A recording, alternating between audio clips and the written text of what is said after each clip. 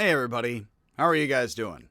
I'm Eric Gerlach, and this is another talk on philosophy, Sunzi, and the art of war, a very famous topic, an infamous topic, especially for Americans in Vietnam onward, which is actually the period that a lot of Americans after World War I and World War II and Vietnam got into East Asian thought at all. Plenty. In Hawaii, California, and onwards. I got the cats here, tilted the camera so you can watch them here. It is licks and not bites for now, and that's politics, you know? So heck. Sunzi is a very popular topic. This is not a comprehensive guide to Sunzi's art of war because it involves a lot of movements of spear people, you know? But spear folk, you know, and the left and the right flanks of all that. So I pass over all that, of course, with silence, and we're talking about the philosophy behind it. Now, one of the reasons, this is one of the last lectures I typically give for East Asian philosophy, in which I sum up war and samurai after we've already done, and strategy, after we've already done a bunch of Zen, which honestly comes quite at the end of an East Asian philosophy class in Chinese and Japanese and Vietnamese and Korean.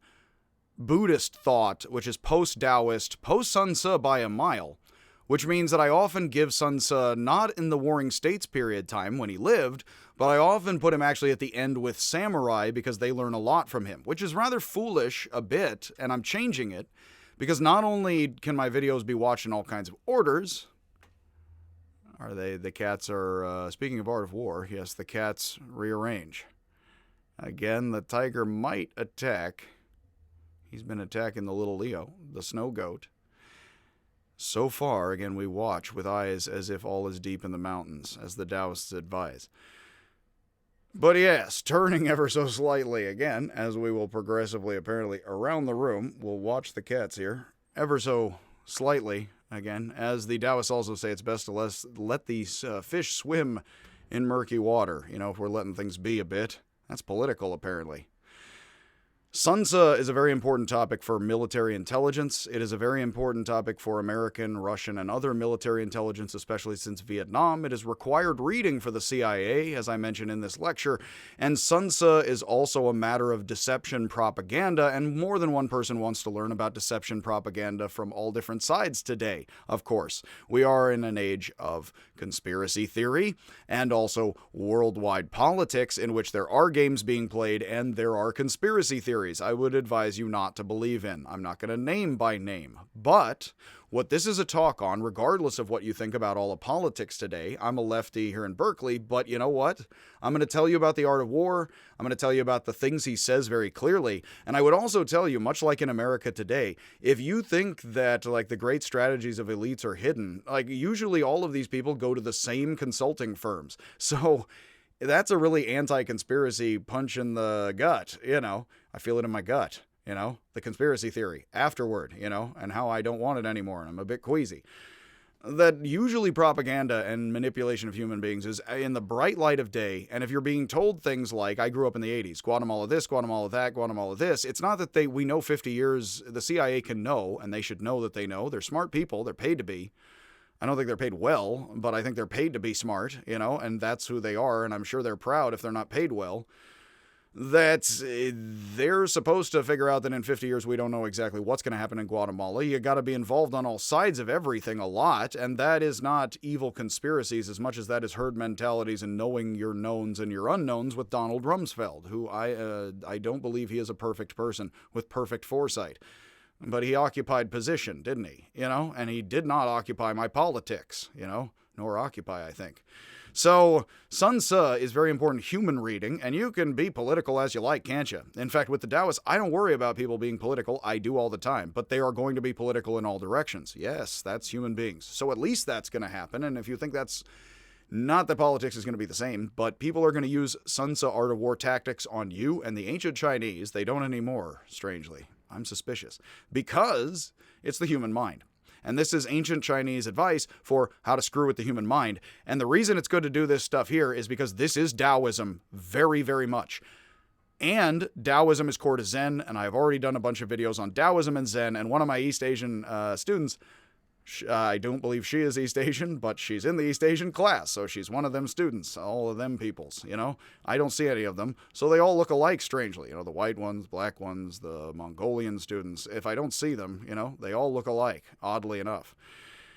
Essentially, with my pseudo-racist jokes, Sun Tzu is brilliant human mind, and it is deception, and it is Taoist, and then that's very Zen, which means if you read Zen, you also should know some Sun Tzu, because the Zen quote Taoist topics, and Sun Tzu was not a Taoist, but he was a guy hanging out with other people, and some of those people got called the Taoists and weren't called exactly Taoist way reality people. Well, what a school is that? And just like there weren't Confucians right when Confucius was teaching, it was afterwards, for a while.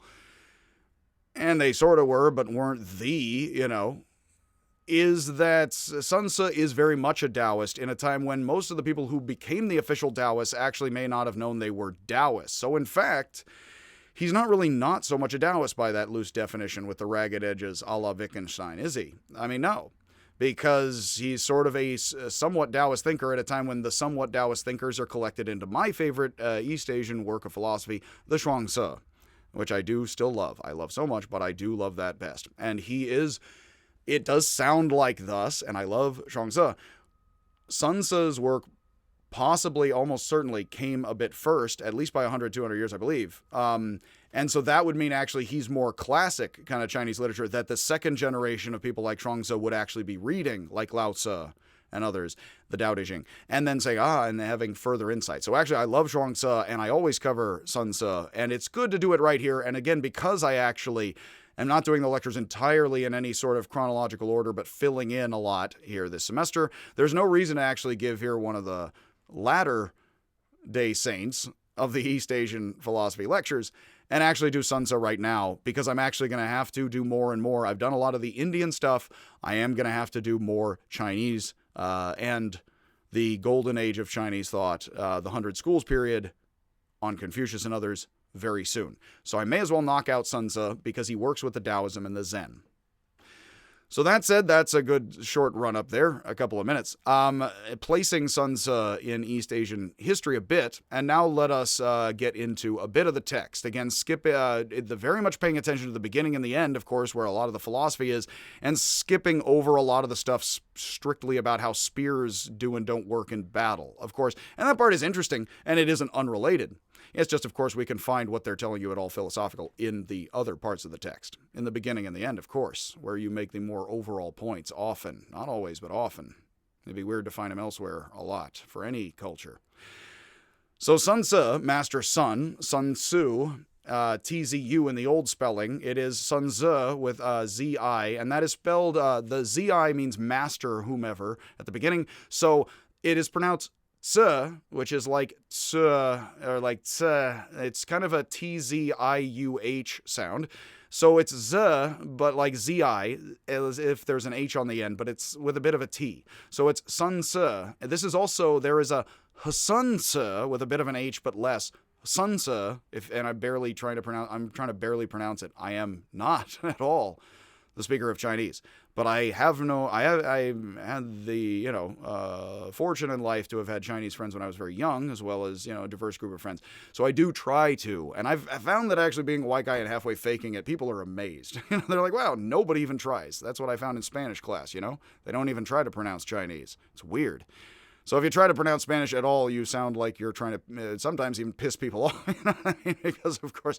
Yeah, although I try to affect an accent without angering anyone. So yes, Sun Tzu, Master Sun, thus. Sun, Master, Tzu.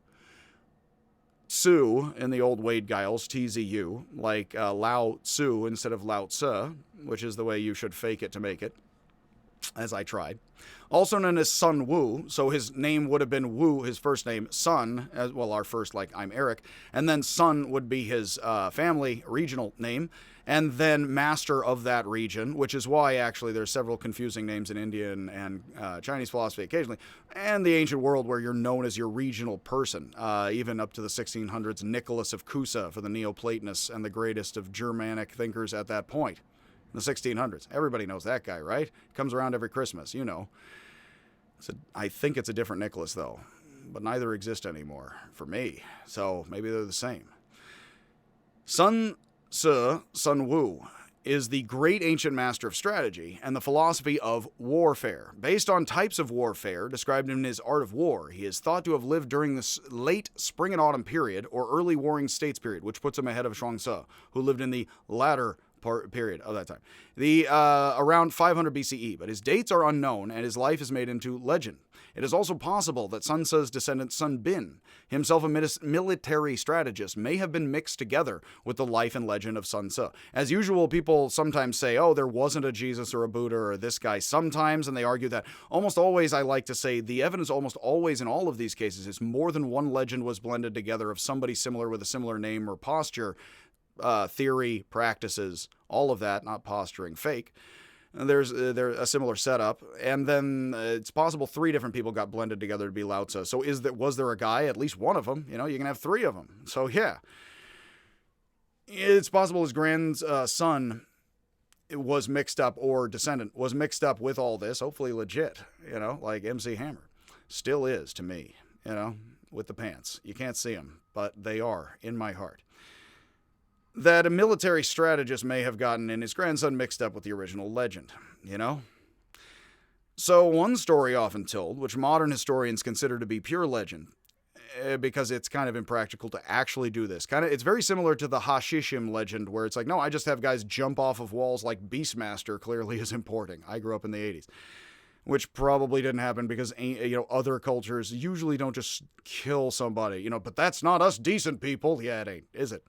Goes that the king of Wu, supposedly, decided to test Sun Tzu before accepting him as a general of his armies. The cats are still complacent. I have been distracted, actually. I have not been looking to the thieves and robbers in the provinces, have I?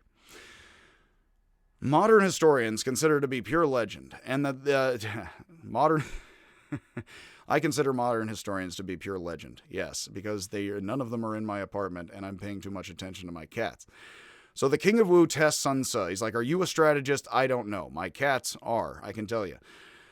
So he says, I'm going to accept you as general of my armies. Now, this isn't Chuang-Tzu. Chuang-Tzu, he is approached, and it's like, we want you to come for the kingdom. He's like, I'd like to wriggle in the mud like a turtle rather than be in a golden box as a dead shell. But Sun Tzu famously here, and this would be an example Chuang-Tzu might be thinking of as infamous and famous and others to him, that he might be going against in the old Chinese warring states canon altogether as the golden age of Chinese philosophy. That Sun Tzu is going to sign up and enlist. He's going to help the king of Wu, of course, and I'm not telling you either is simply what you should do right here. Could not with the Taoists, I hope. Sun Tzu decides to appoint the king's 2 most favorite concubines, so he sees all the ladies laid out, and he's like, okay, you 2, the closest 2, up here, and he gives them spears, and he gives all the concubines spears. He takes the 2 favorite ones, puts them up in front of the others, and then he says, okay, face right, and he's the general of all of their armies, and he is, okay, you 2, concubines, you're my second in command and third in command. You're in charge of the left flank. You're in charge of the right flank. So I guess you're both seconds. I don't strategize thus often, do I? With flanks, I flunked flank, as Mel Brooks jokes. You flunked flank. Get the flunk out of here. It's Romans, it's a dead joke, but it still checks out. That the king of Wu gives all, he's like, okay. He gives them all spears. He says, right facing, and both flanks are like tee-hee-hee, and they all just giggle like lady peoples. And the fancy lady peoples, that I done seen downtown. So they all giggle, and Sun Tzu says, okay, so when people don't do what they're told, the problem is the chain of command. I gave an order, they didn't give orders, both will be immediately killed. And this is the part of the story where this is just silly town. Because the king's like, no, I don't want you to kill my 2 favorite lady people. Both of them are his special lady friend, And Sun Tzu says that this is the only way in war to maintain strict discipline. You don't follow orders, you die right now. This is also possibly why Chuang-Tzu prefers to not be in the box, and I'll be wriggling in the mud. So then, I guess the king of Wu would have to be like, okay, cool.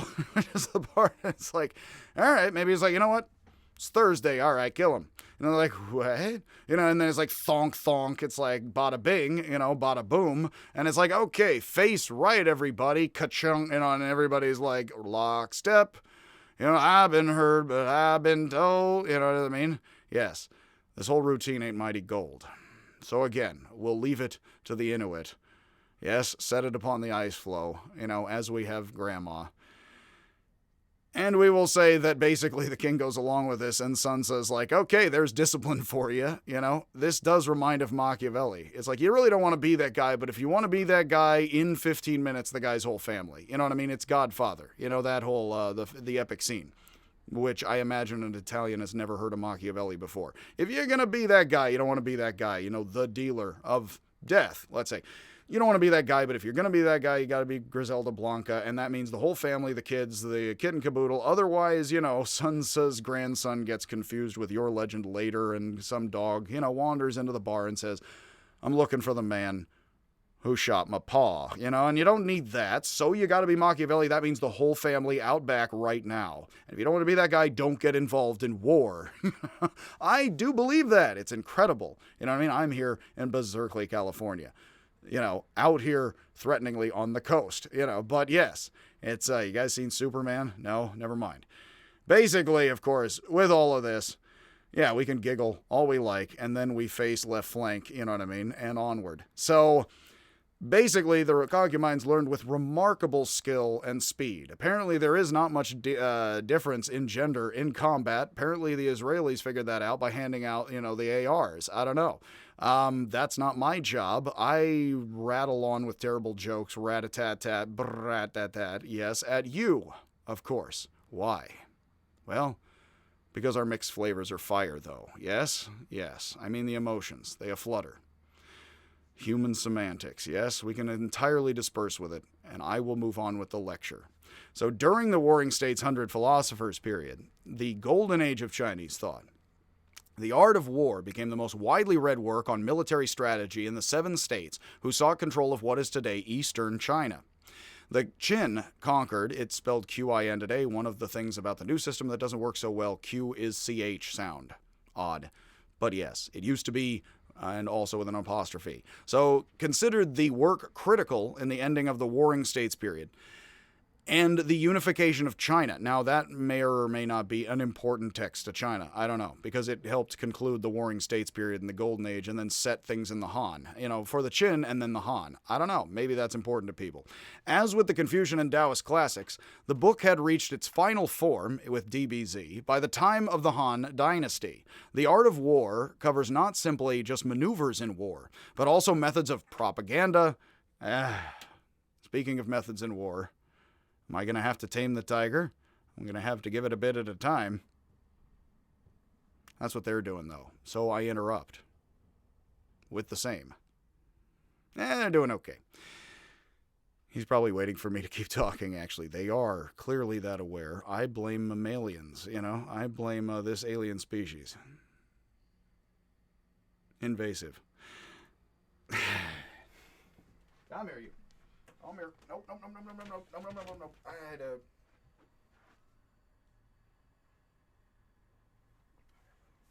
Come here. All over. I'm gonna sit over here for now. Okay.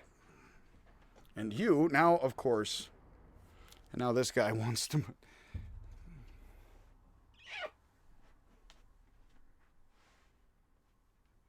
All right, we're gonna.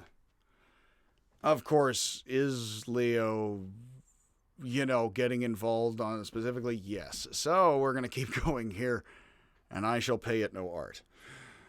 So, let's see here. All right. It's also, the thing focuses weird, depending on the light, doesn't it? So the art of war is maneuvers in war. It's also propaganda, deceit, and political control. Things that don't exist today, I insist. Like Confucius's 4 books and the later Neo-Confucian classics, it was required reading for obtaining a government position, particularly for a position in the military. Now, the art of war, as I mentioned, has a wide influence on warfare, ancient and modern still, because introduced in Japan in 760 CE, So 1,000 years before the 1700s, and Kant, is trying to categorize, I still think he hasn't. And he doesn't have much of a chance now. It was a favorite of shoguns and samurai long before the unification of Japan. So let's get this straight. So it was used to unify China. So how would the Japanese interpret and use that Chinese culture? I don't know. They used it somewhat to unify Japan, with the shogunate. So Napoleon read and used the work. He increasingly, 1,000 years later, again, he knows a bit about Japan, and there's a bit of Francophile for me and Japanophilia for them, I suppose. As did Mao Zedong. Americans have heard of him. They don't anymore. And Ho Chi Minh, same. It is required reading, thus, you had better believe, even if you never hear of Mao or Ho Chi Minh much, it's required reading for the U.S. military intelligence and CIA officers who probably hear those names occasionally, and only occasionally. So some of Sun Tzu's central teachings are focused on gathering intelligence and practicing deceit and counterintelligence. I do like counterintelligence. I tell terrible jokes on purpose. They actually come out of my face, I don't get it. Knowing everything about the enemy, but preventing the enemy from knowing anything about yourself. I kid because I love heavy sob. People have emotions, I got enthusiasms, baseball bats, lots of things. Sun Tzu argues that sheer numbers, sheer force of baseball bats give no advantage, and it is far better to outthink than outfight. Use the mind rather than the body, and you don't have to use the body so much. Now, this is a major point all throughout, linking very much all of Sun Tzu together. It need not one singular thread, as Confucius says, but Wittgenstein advises against. It doesn't need to be one point he's making. But that one point is throughout the work, and it very much fits with Taoism, which is why Sun Tzu could be called a kind of proto-Taoist, sort of, although he isn't called that, and again, he is signing up to kill a bunch of fools. That basically, which isn't so Taoist, even if it's you or I or anybody else, or not, that's basically what is going on is you play the superior game, and if you fight with the mind, you win with the mind, you do not have to lift a finger. Ho Chi Minh's use of the art of war in repelling the far superior numbers of American soldiers, which is why we don't talk about it much, but our intelligence community still does when they do. And this is me not pretending to know everything about that. That would not be the situation, would it? That because Ho Chi Minh and the Vietnamese clearly used the text in ways that baffled the Americans now all have to study it since the 70s, those who have to study it. So, that's still a thing. That's impressive, given how little you hear Ho Chi Minh, in public. And I don't think you should or shouldn't, it's just you don't, because I'm not the conspiracy theorist. I think it takes all kinds. So one tactic specifically used is staying close and intermeshed with the enemy. Now that is very good. If you are concerned with anything American or Russian or lots of stuff, and I just head fake that way, and I'm not going to get into specifics because I don't know them. But one of the ways of doing this, you've heard of the rope-a-dope, kind of thing, and in boxing, it's like you're just kind of sort of there and you're letting the guy wear himself down and you're just but you're tangled up with him. And you notice how boxers don't, they a lot of times get if you're tired, you wrap yourself up with your opponent a lot. It's a very similar kind of instinctive move. It's not that or this is sheer genius, although it can be in situation.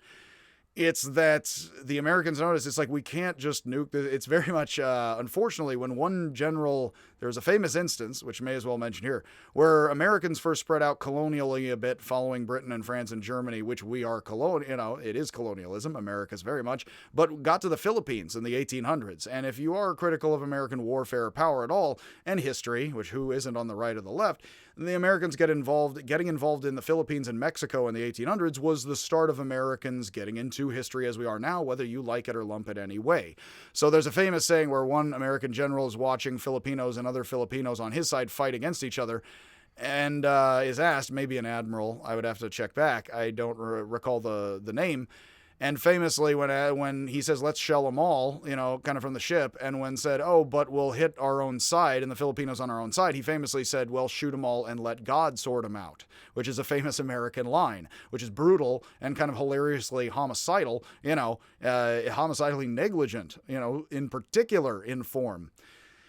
And that actually is very much what's going on here, actually in the reverse. What is going on is when it's not just Filipinos fighting Filipinos, Filipinas, others, and much love, to all the islands, And if you are, if you're the Vietnamese, and if you know the Americans have superior planes and bombs, then what you do is you make sure they know that you're hiding all around them.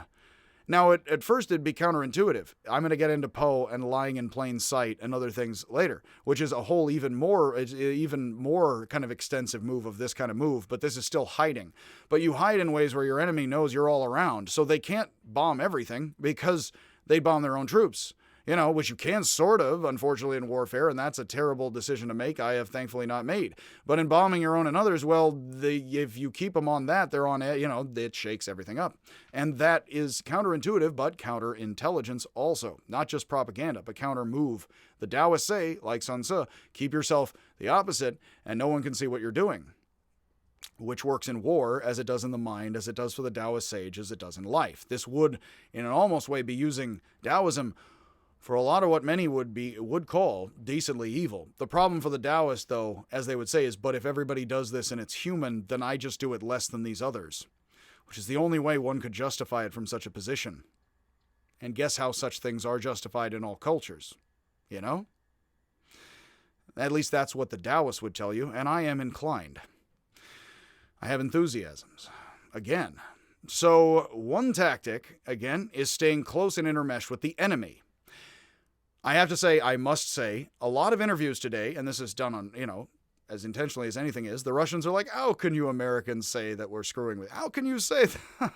You're so smart and you're so good. We couldn't do all this right in broad daylight. I couldn't chuckle in front of you and say I'm doing a lot of that. I mean, you and I do the same things to the same sorts of people. You did this, possibly to us and the Guatemalans for years. So how could I say that this sort of thing would never come up to the UN Council? I don't know how you and I and the Chinese would all be large piles of people doing similar things. I have no idea how in plain sight I could say to you, I'm intermeshed with you. Russia has less of an economy, but it's sort of like when you have less of an economy, you just kind of, I guess you lay yourself on the gears of the machine a bit, and yeah, a bit Savio, a bit Berkeley Town, but a bit evil, children, evil, Savio. I don't have a puppet, Sarat. Now you're evil, Savio. You lay yourself down on the machine, mic block, drop. You basically, you're intermeshed with the enemy. How can they use all of their superior energy right then? And as Sunzi says, and then you're letting them store up their battery of energy and wear themselves out. If your enemy has more energy than you put them in a position to wear themselves out. One of the ways of doing that is rope-a-doping and keeping yourself all tangled up with them. That's what we did as a superior force in Central America a lot, according to things we admit in public and have apologized for with Bill Clinton. I think he's still around, you know what I mean? But he did apologize back in the day. So when the Russians are like, how could you say such things? I don't know. I have no problem. I'm going to intertangle with the lecture here, I don't know. As with a lot of things, don't look for a superior conspiracy that's hard to figure out. Look for something really easy to figure out and stupid and human that isn't completely predictable for 50 years, and look for somebody making moves like they're trying to get you away from it. Or even into it, out of it, into it. The better way, of course, if everybody's going to look at it, be into it, out of it, into it, out of it, into it, out of it, out of it, out of it, into it, out of it. And people are like, where's the pattern? I'm trying to find the pattern. I don't know. No, I'm just into it, out of it, out of it. And I'm distracting you from the fact that you can't completely get into it the way it might be. That definitely seems how people are playing with people's emotions nowadays. And how could I do such a thing to you right here? I'm not going to. I'm going to keep going. So in the first verses of the text, Sunzi says, and it is kind of verses, again, old school, the way of first rule of warfare, to be at one with the way of warfare, is for leaders and people to be of one mind. This has two implications, very clearly in the beginning of the text. Because this is sort of evil Taoism, you are trying to win. This is the dark side of the Force. You are trying to win, Yoda. So this is evil Yoda, not baby Yoda, evil Yoda. I hope that's not copyrighted, because otherwise I'm not trying to copyright this. I'm sharing it for free. Hopefully I am not, killed by the money, I never see it stab anybody directly. It always has middlemen. So you want to be of one mind, right? Not with my jokes. So first, you want to keep all of your people in America, let's just say I'm in America, and perhaps you're in America. As one Japanese performance artist, I sadly do not remember his name, said, I saw on the TV the other day that the president said that this isn't America. And this was years ago. I don't think he understands. Everywhere is America. So in that case, you're in America right now, so I'm just going to keep going. So let's say we're all in America and we're all Japanese performance artists, with it. I'm trying to be here. I'm trying really hard. I have to try.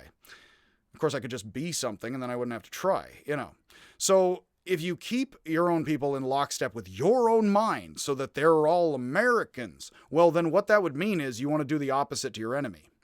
So let's say I'm Russian, right? And I want Russia to be Russia. Then I want the American dog. You capitalist, you have turned my country into pimps and prostitutes. Get off my plane! We have superior air technology. Brits had ships. I don't know. They probably still do. I don't care.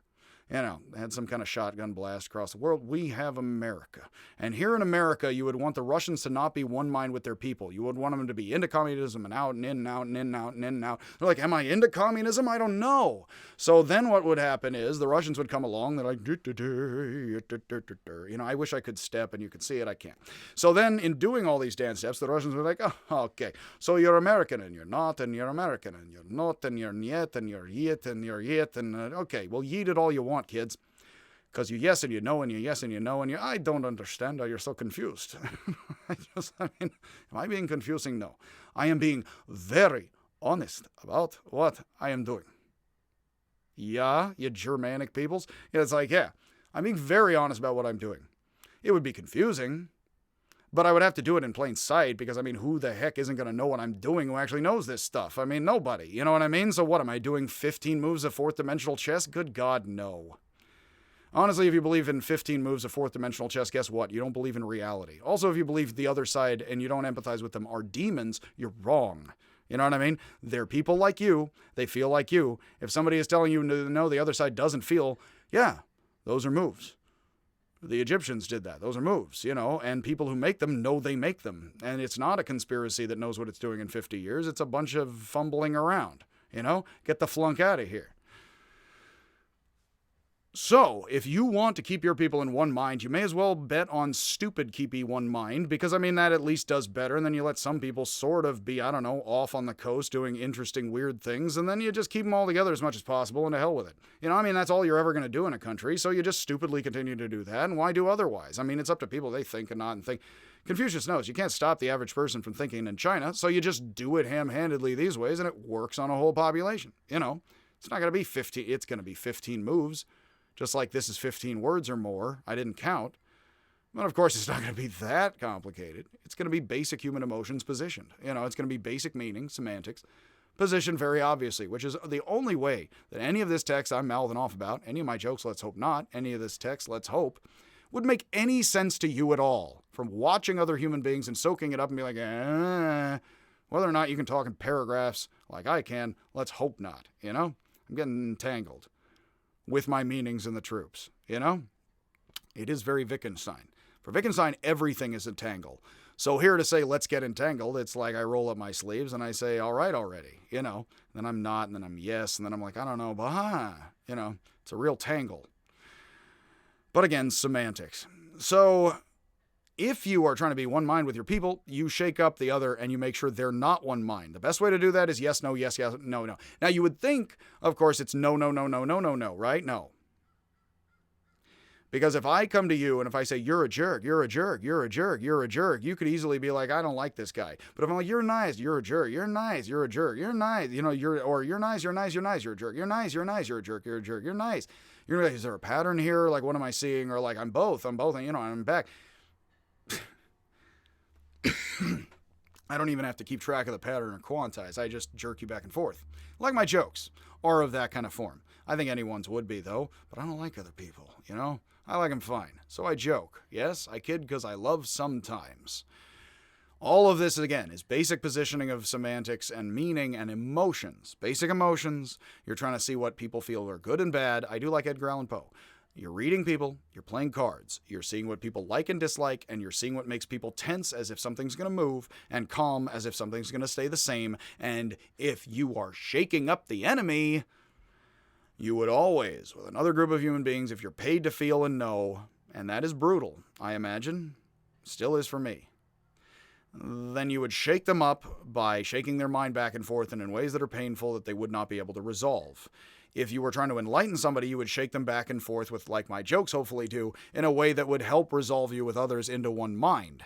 If you were trying to get everybody together. If you weren't trying to get everybody together across Russian boundaries and things, comrade, very one. Mental group hug, in Soviet Union. Still exist in 80s, where you are now. Are you? How dare you? We're still in the 80s, I guess we're still in the 50s. But then again, what is this, the 1800s? I thought there's industrialism. The psychological game is more important than the physical fight. If you keep your enemy wrapped up back and forth, you do not have to expend all of your energy and your resources as much, especially if you have fewer resources than your enemy. That would be the time to shake them in particular. Of course, if you're a bigger dog and you're doing that, I guess you're just experimenting with people and screwing with people in really mean ways because you do not care and the public can't. I don't know. Like, let's say you're Russia or America and you're much larger than Guatemala. That would just be cruel as hell, but it would be exactly the same game, possibly on a different scale. But as the Taoists well know, a scale is whatever you're looking at, so the space is always exactly as wide. So, that said, again, I do take fanciful flights because I care a little too much here. Then another tactic, you should not only, in second point, in war, which fits with the first, so is perhaps the first as well, in war, one should work through deceit, propaganda, and any other means to disenchant the enemy, troops, and civilians. The psychological game is more important than the physical fight, so you should not only know how to boost morale and engage in psychological warfare, which would actually be boosting and not encounter, not just telling you're a jerk, it would be manipulation and shaking. And oftentimes, if you can't tell the future, shaking and seeing what sticks, which Fire Robin says is the scientific method. Others insist it's not. I haven't heard a better answer, And that's if you move back and forth and things, I mean, what other way are you gonna go with such an oppositional human being, with oppositional emotions and semantics?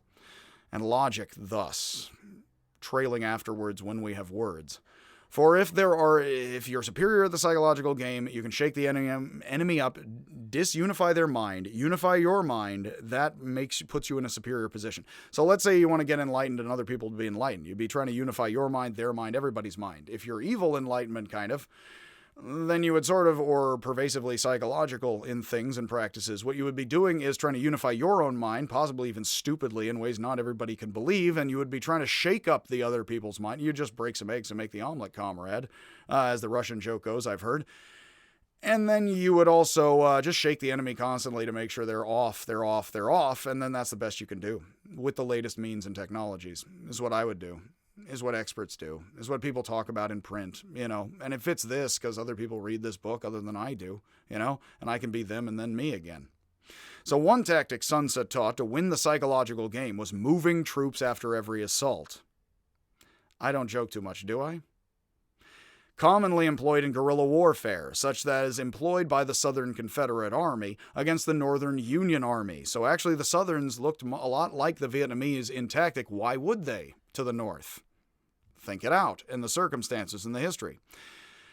For much of European history, this tactic was considered dishonorable. You'll actually notice, I had a physics professor back in the day, and those who took this physics class may remember, that he used to rant and rave. I don't. I find that appalling, when other people do it.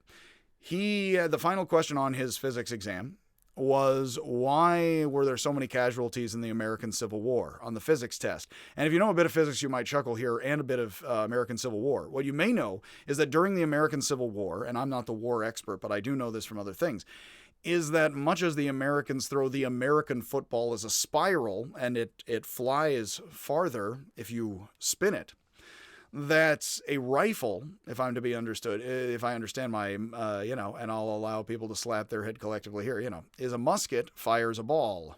You shove it in, with the gunpowder. It's a bit messy. A bullet and then a rifle is then packed in, and then it spirals, and it shoots a shotgun shoots out of a non-corkscrew barrel, is my understanding. That would screw a bunch up. Just continuously strip the screw. But a rifle spins itself with a corkscrew barrel, and that allows the bullet to fly very far and very straight. Not ever, of course, precisely and perfectly ever once.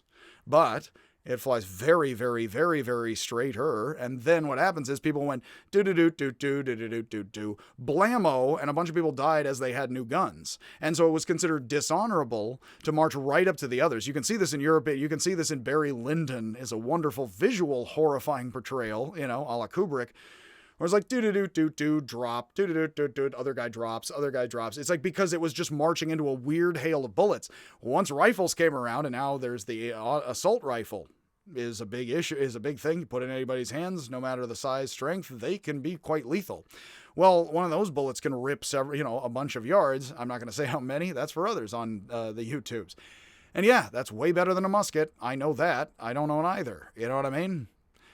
Yeah, so basically, there you go. I mean, if history changed, so now everyone, including the Americans, takes a sniper position, because you don't just do right out in front of people. That's nobody now, and that's especially after the American Civil War. The North did say, you cowards hiding in the trees are talking. Must be the Lorax, No, well, yeah, it's tactics changing. Them Southerns, what do you really know about the dirty South? I must say, I do think it's quite deep. So, in history, I'm trying to be supportive. So, I'm an ally. When we're in the right text for it. So, you have here, speaking of the Confederacy, which went away and disappeared. So much of European history, again, and again, here I'm not trying to mock the South, I'll say I don't have to. What you have here, much love to the South. I have Southern friends. I'm a jerk. You know what I mean? And I know very, very wonderful people from the South. They have to be. So I come from the Bay. People migrate to the Bay, let's say. So for much of European history, the tactic was considered dishonorable to hide behind a tree and take cover with a button or two press. Well, that changed with rifling, which is the barrel, putting a screw in the barrel.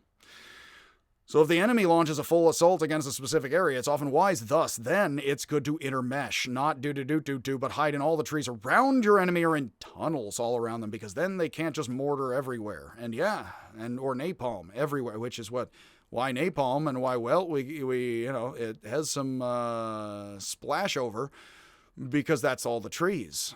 You know what I mean? Because of this. Because what I'm telling you, there's the napalm, as vicious as that was, because that was to take all of this out. It would be the counter tactic, as best or worst as that all was, and I pass here again. Bye.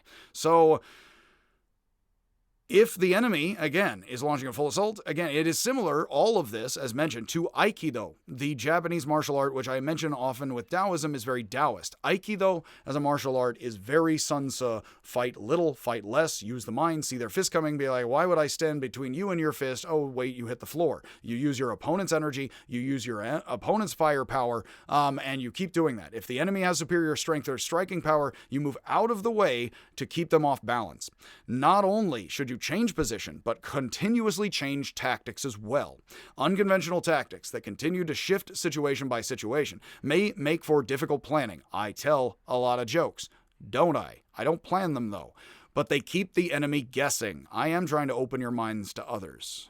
And that is all by design, and not at first, but I am aware of it increasingly.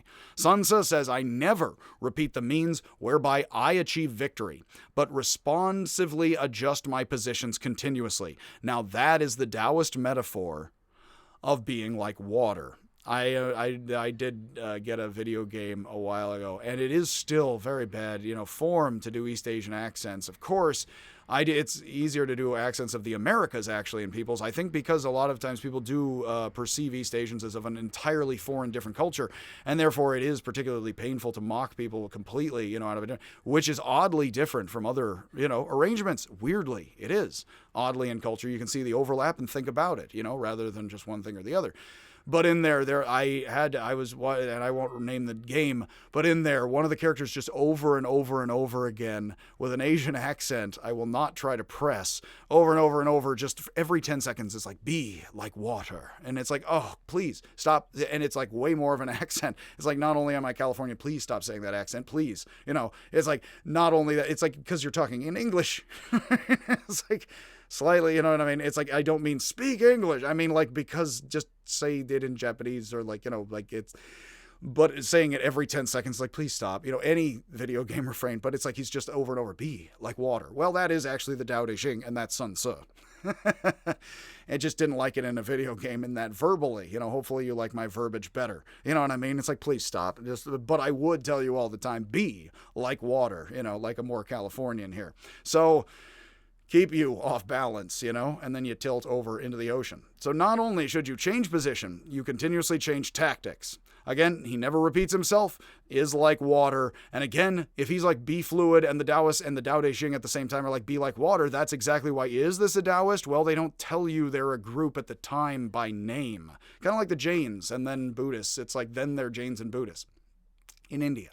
Another psychological tactic that meshes well with Taoist teachings, intermeshing, is to appear to be the opposite of what you are. How can you Americans say that you are so you can't figure out what we Russians are doing, but we're not as nearly as powerful and wealthy as you? Does that sow dissension in Americans? I don't think it does. How could it? You jerks. Again, how dare you? That it appears to be the opposite of what you are. So if I really apparently it's being passed around. I don't know if it's fake or real. Somebody is putting is suggesting one of the Capitol rioters is Greta Thunberg in a beard. And am I a horrible person for thinking that's hilarious? Given all of this, of course, and I don't know who's doing that, I'm just going to let that be, like the Beatles, used to could. And I'm just going to let that be a thing. I don't care. I'll let it reverberate, throughout the cosmos, because, okay, fine. You know what I mean? Heavy, heavy sigh and repress. How dare you? If you are strong, appear weak. If you are far, appear near. What that would mean is, let's say that your army has days. You see this in stories all the time. This is famous in telling fictions. So if you want to be an artist or a writer or a soldier, all this works together. Let's say that your army takes 3 days to get somewhere by horseback, okay? Now it's drinking oil since World War I, And that's Lawrence of Arabia. But let's say it's going to take you 5 days to get somewhere with a battle carrier group or horses. Okay, so what you do is you send an advance unit and they rattle a bunch of pots and pans, Pats and the cats, and what that does is it makes your enemy, oh no, they're right at the gates, and they store up all they get all the arrows, get them all right now, okay, get all the food out of the fridge, we're going to eat a bunch, and now we're going to go to war, and then you take 3 days to get there. And that is very samurai, which is why I told this, that is very Musashi. Oh, wait, you know what I mean? Oh, it took me 3 days to get there, and you thought I was right there. Oh, you're all upset, and everything's eaten. I didn't totally mean to do that to you at all, or upset you or confuse you with these words. I am so sorry, not at all.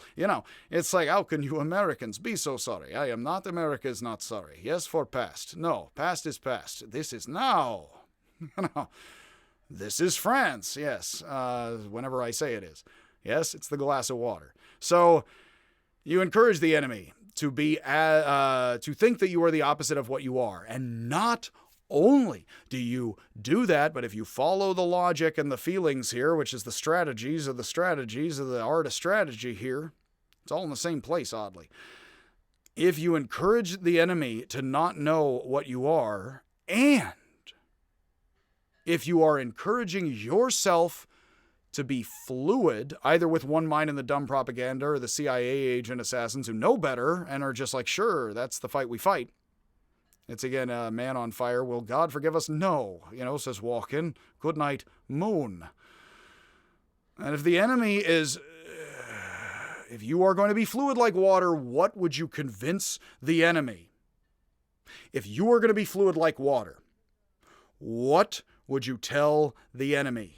You would tell them, we are conservative and dogmatic and bone dumb because we're not fluid like water at all. That would actually be a very, very good tactic. I don't mean that's used intentionally in a way I can tell you about entirely right here, and I don't have specific thoughts about the current political climate right with that.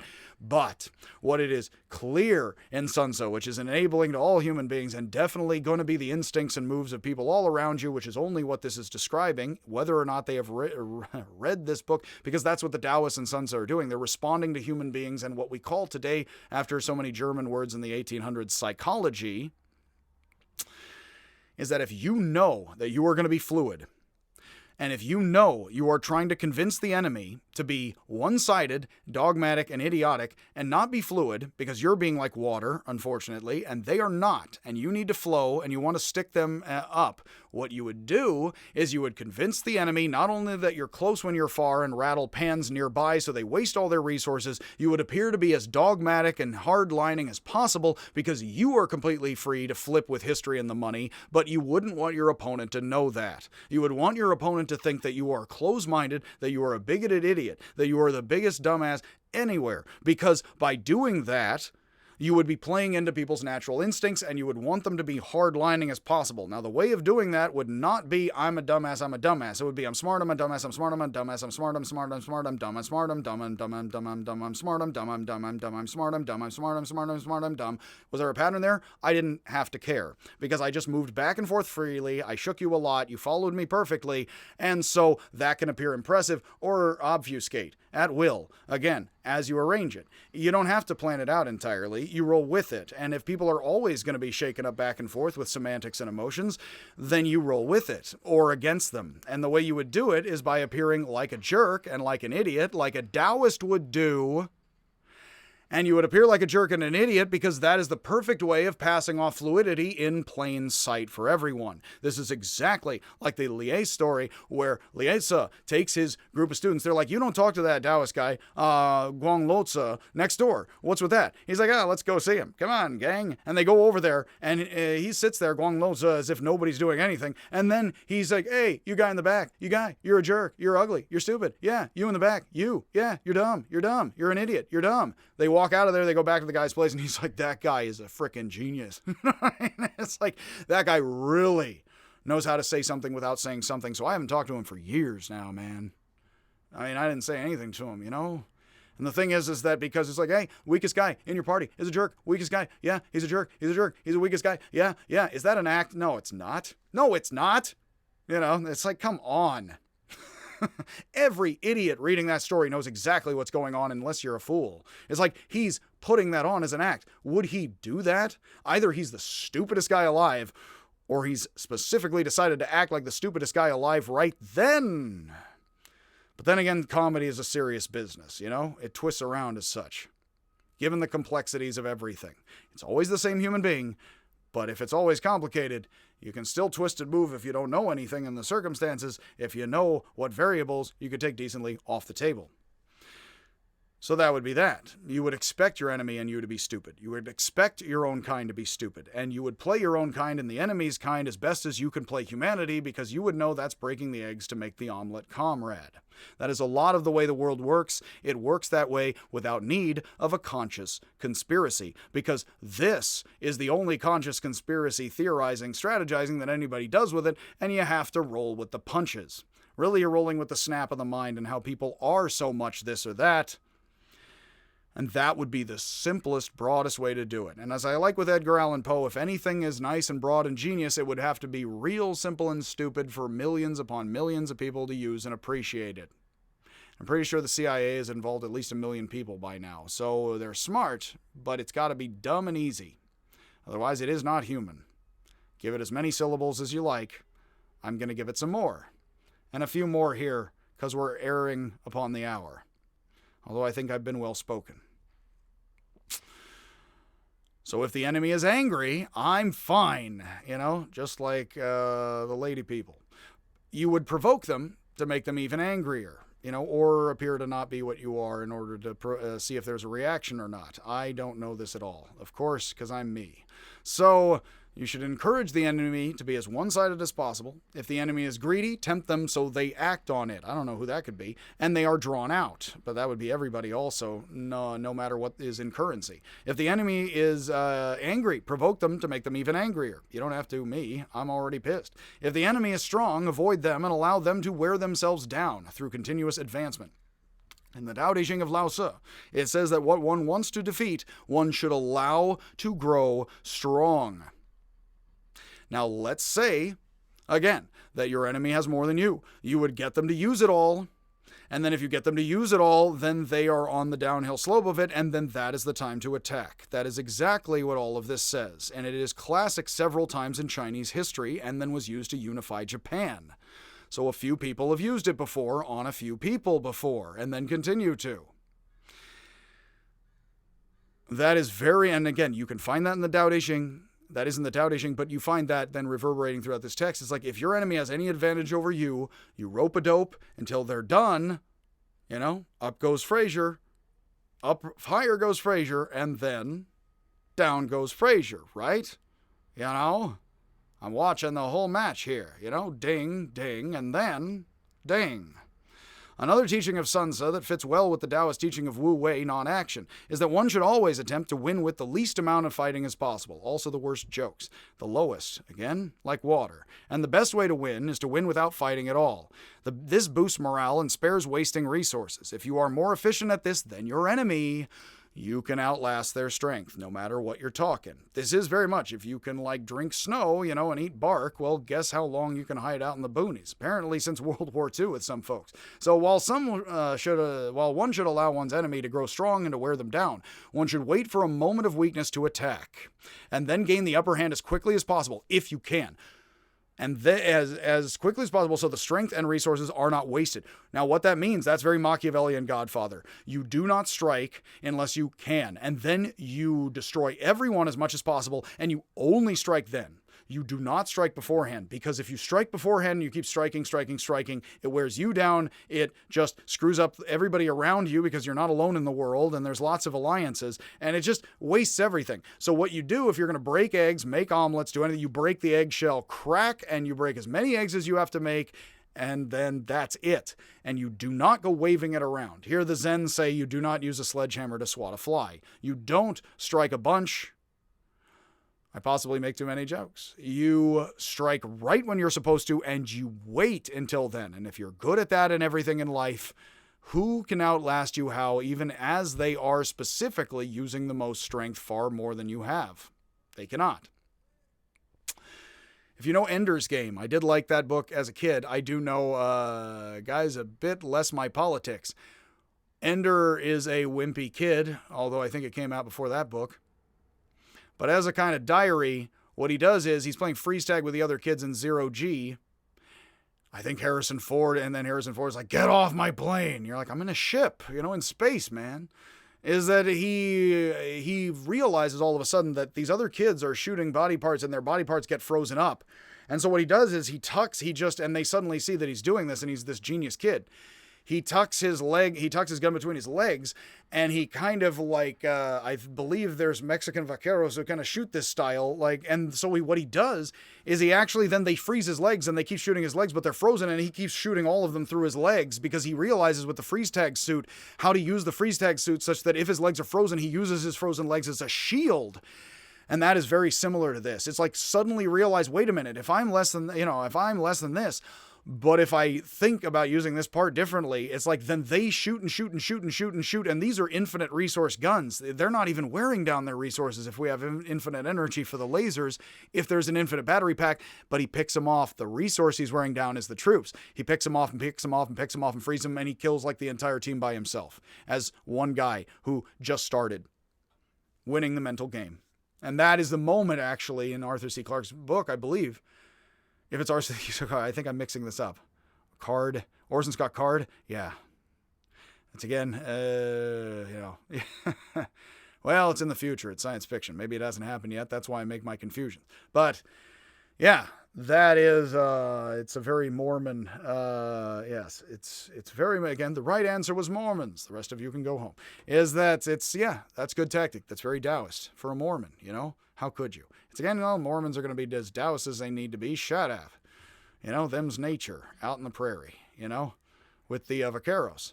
So if you're going to wear down the other troops, and you, take a defensive position, hopefully not between your legs, unless you have to, and then kiss it all goodbye. But yeah, you would basically take the defensive position, let them come into the cave, and then, you pick them off one by one, Them's good eating.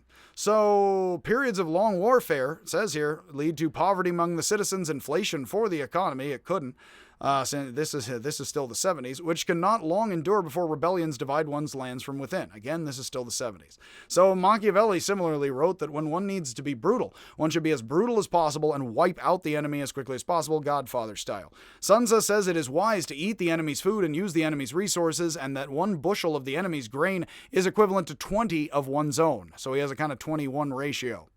I like quantities, but I like actually trying to suggest more and less like the piraha. So here, think 20-1 is just massive to little. You know what I mean? Would say basically the same thing, and you could skip it. You could say 100-1, 20-1, 10-1, or you could just say small to a great deal.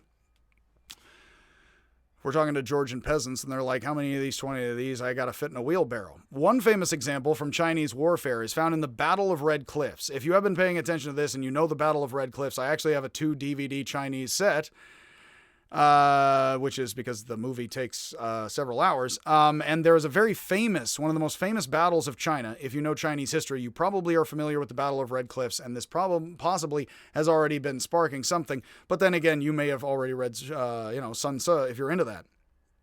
At the end of the Han Dynasty, so very central Chinese cultural history, at the end and the re-Warring States period, after the Warring States period led to the Qin to the Han Dynasty for 400 years, which is the solid ancient culture of China, ancient China, very much, and the settling down of it into a dynasty. Zhuge Liang told his superior that he could provide 10,000 arrows in 3 days. A task very much like Scott Cart, and the little Mormon boy. I will be the humble stable boy. That it seemed impossible. He's like, what? Like, no, you can't do that. Like, okay, fine, impress me, but if you don't, guess what happens, in chains of command? I've heard of a text before. He used the 3 days to attach bundles of straw to a fleet of ships, and then he sailed these ships towards the enemy with a small armored crew. Who am I telling you? You Americans are so smart. How can I, say anything in this interview? I don't know. I sail right out there. The enemy, believing the boats to be full of troops, fired a barrage after barrage of arrows at the boats, which were then recalled. So then it's just like there's no troops. There's a couple of guys in heavy armor sitting in the hull. And then there's just arrows, and of course in that, like in the movie Hero, it's just Arrow Storm of China, you know what I mean? Which is just solid wall arrow wall, cast, and it's just like all your energy, all your, your mana points at the solid wall of arrows sent at the enemy. So a bunch go in the ocean. Well, hey, those are worth something, because now your enemy doesn't have all those, or I guess the sea here. I'm not am I the geography student? No, I could be. I'd be better. Certainly not the geography professor. But all the arrows in the boats, them's your 10,000s. Guess how many else went in the ocean? Well, you just took way more than 10,000 arrows out of the enemy that had way more arrows. Now you have 10,000 perfectly good arrows in the straw, like a turkey, with the enemy, intermeshed. And you got 10,000 arrows and your enemy's out way more arrows than that. And you barely did anything. It's bushels of straw. It's 3 days. I mean, hey, that's great. Real smart. Again, real stupid altogether. It'd take all kinds.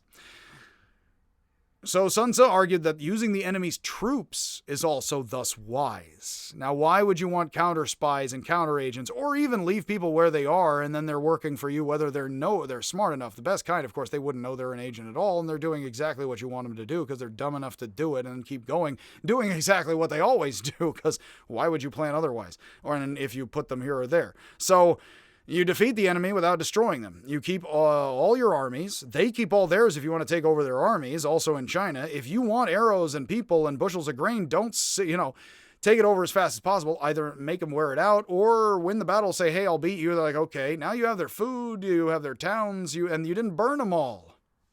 It's great. It's like apparently with Iraq, we knocked out their water and electricity, and then in came corporations, but we didn't knock out all the buildings. I don't want to say one way or the other, but you would surgically strike certain things, just just mangle them. And then, you could rebuild, but most of it's all rebuilt, most of it, because it just stays the same.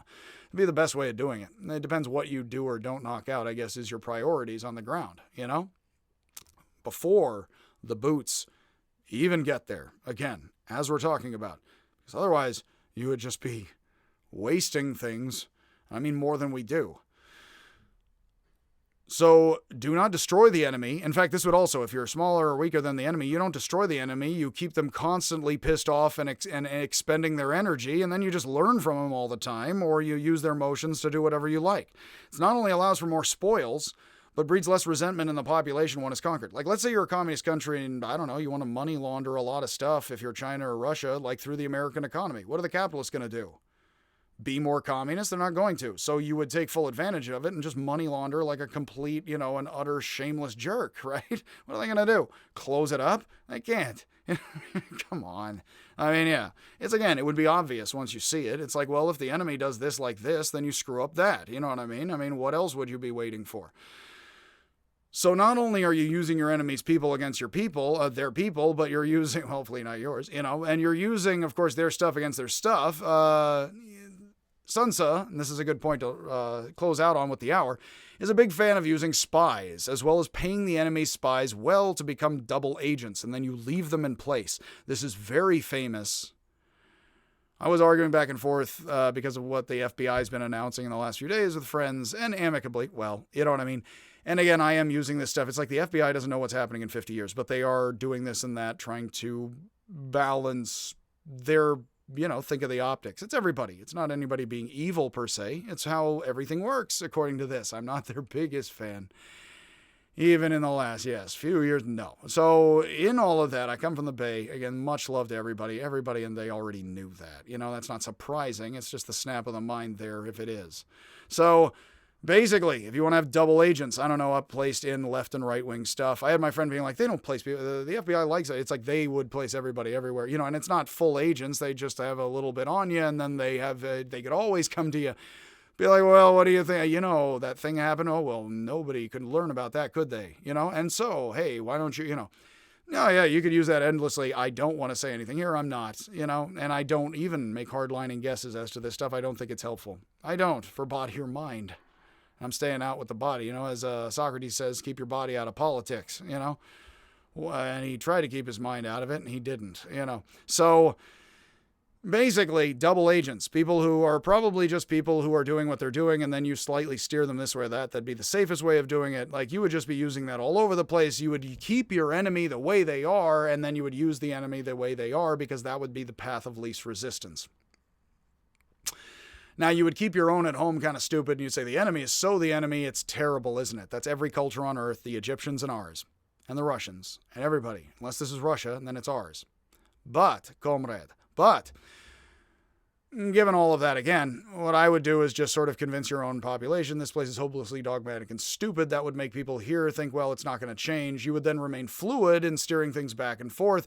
And then you would encourage you and the enemy population overall to be one-sided and dogmatic and be stupid, because you have to be fluid as possible and you want the enemy not to be. But only part of you, the CIA or the commandants, because honestly, everybody knowing this is just not going to happen and not important. Again, the Taoists know only the few ever get wise. It's sad. Everybody's human. You can all understand all of this with pieces of mind that you see in everyone every day, but few are wise, so this is what is done. I would say, rather than say, here is here or here is Russia, comrade, I would rather say, yeah. And that's what you do to friends, whether you like it or not, if you stop and pay attention to how much you're a jerk and you're never perfect. And so that is what is done in levels that stack up above our heads. If they are above our heads, I say they're not. It's lateral rather than unilateral. As wonderful a word as that is. So that being said, that is a good long talk and an hour stretching it out on Sunzi. I'm going to pop this together with the parts of East Asian philosophy together with the Chinese parts. If you are in the East Asian class, please look over the Indian philosophy lectures first and then get into the Chinese stuff. I'm going to keep making lectures on ancient Chinese thought, the 100 schools, and onward to fit with the talks on Taoism and, Zen I already have. And again, as usual, have a wonderful interweaving with all your fellow double agents, all out there doing everything and nothing, and they are and aren't being used by others, because that's just going to stay the same, and I will see you if I ever see you.